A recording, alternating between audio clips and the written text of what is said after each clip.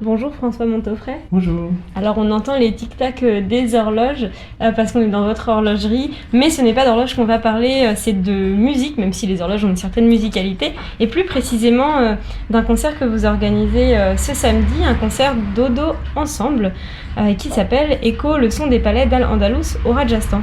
Dans quel cadre est-ce que ce concert a lieu ? Là, c'est dans le cadre des 14e Prix Ural.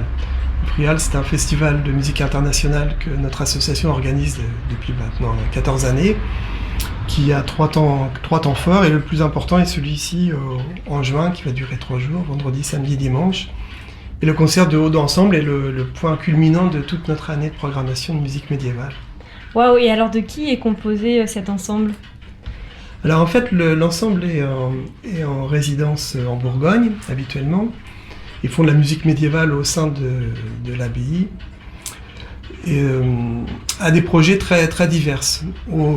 À partir de la musique médiévale, ils s'intéressent beaucoup à toutes les autres cultures anciennes du monde et font régulièrement des rencontres avec d'autres musiciens. Et cette fois, pour ce programme, Claire Mérigou, qui dirige l'ensemble, qui joue toujours avec Samir Hamouche, qui joue du Sangtour, rencontre 2 musiciens indiens du Rajasthan, qui habitent Tours, mais qui travaillent très souvent avec l'ensemble Odo. Et comment est-ce que cette rencontre entre les cultures se traduit-elle dans la musique que joue l'Odo Ensemble ?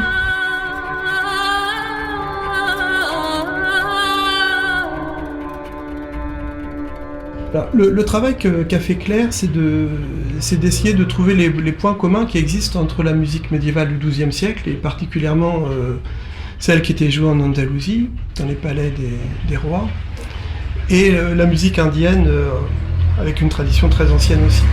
En fait, ce qui s'est produit, c'est qu'elle a joué ses pièces de musique andalouses devant les musiciens indiens, et eux ont réagi en retrouvant des thèmes et des rythmes qui leur sont propres.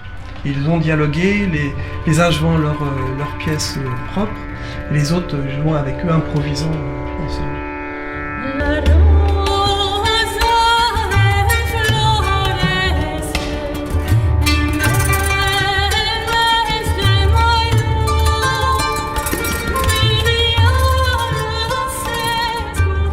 Est-ce qu'on sait comment est-ce que 2 régions aussi éloignées ont pu développer une musique en partie similaire, ou du moins une musique qui comporte des points communs ? Les échanges culturels ont toujours été importants dans le monde. Hein. Les gens ont voyagé, ont traversé le monde de tout temps. D'ailleurs, on en trouve des traces tout le temps. Et les cultures se sont enrichies les unes des autres.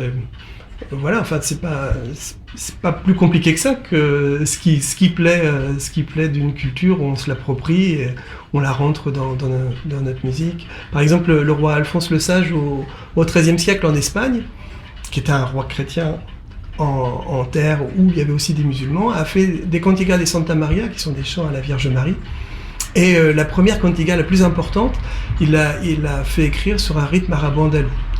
Donc les échanges sont pas factices, c'est vraiment une appropriation de ce qu'on aime chez l'autre. En fait. Oui, et d'ailleurs, quand on regarde les danses, on peut voir certaines similitudes dans les mouvements des bras, dans l'utilisation du costume pour faire des sons, donc les claquettes en musique andalouse et donc le flamenco, et des espèces de petites clochettes pour le kathak, une danse indienne. Mais je vous propose qu'on écoute un petit extrait d'Odo Ensemble.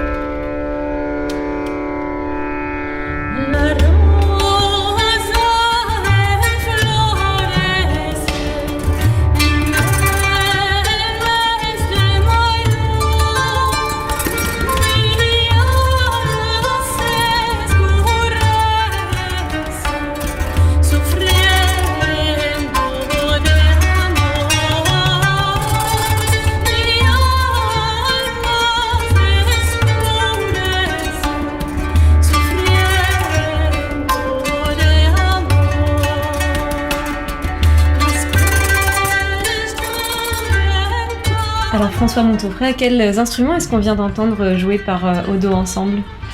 Entre autres, il y avait un canon joué par Samir Hamouche, qui est un instrument oriental, mais aussi occidental. C'est-à-dire que le canon, c'est l'instrument maître dans la musique orientale. Et il s'appelle canon parce que ça veut dire canon. C'est lui qui donne la règle souvent dans l'introduction donne le mode musical et qui montre le rythme aussi. C'est lui qui dirige l'ensemble, enfin l'ensemble se réfère à lui, donc c'est l'instrument maître. On a dû entendre Claire Mérigou qui chantait, et puis les deux musiciens indiens ont joué un de l'harmonium et l'autre du tabla, qui sont aussi les deux instruments maîtres de la musique indienne. En tout cas, ça met bien en lumière la propension qu'ont les peuples à s'enrichir des cultures des uns et des autres. Alors ce concert n'est pas le seul du festival, il y a des événements du vendredi au dimanche avec des tarifs différents, donc soit 12, soit 20 euros, 8 et 14 en tarif réduit. Pour le concert Dodo Ensemble, il s'agit du tarif à 20 euros et 14 pour les étudiants, les adhérents et les chômeurs. Est-ce qu'il y a un dernier mot que vous souhaiteriez dire sur cet événement ? Pour nous, il est important de montrer une musique médiévale vivante.